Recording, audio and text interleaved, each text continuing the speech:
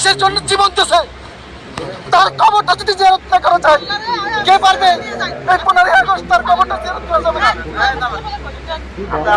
আল্লাহর কাছে বিচার দেব, আল্লাহর কাছে। আমার নাম মাওলানা ওয়ালিউল্লাহ, আমি আসছি বরিশাল পিরোজপুর থেকে। আমি জিয়ারতের উদ্দেশ্যে আসছি, আমার পরিবার সহ আমরা বঙ্গবন্ধু তার বাড়িতে আজকে এইভাবে নির্মমভাবে 15ই আগস্ট থেকে শহীদ করা হয়েছে। আমি আসছি তার জন্য কোরআন শরীফ খতম করছি, 2টা খতম দিছি আমি, 2টা খতম দিছি তার জন্য জিয়ারত দেব তার বাড়িতে। আমি তার নির্মমভাবে যারা 15ই আগস্টের সব পরিবারে শহীদ করছে এই দেশের জন্য, ব্রিটিশরা তার এই ব্রিটিশদের বিরুদ্ধে আন্দোলন করছে, এই ব্রিটিশরা আবার এই দেশটা দখল করছে। ব্রিটিশ বিনিয়া শক্তি না না, আমি কোনো দল করি না, না আমাকে প্রবেশ করতে দিচ্ছে না। আমি তার জন্য কোরআন শরীফ খতম দিছি, দোয়া করবো আমি এই জন্য আসছি তার পরিবারের জন্য। হ্যাঁ, আমি আর স্ত্রী আমার 3 সন্তান সহ আসছি। কেন বাধা আমি এটা আমি জানি নাকি?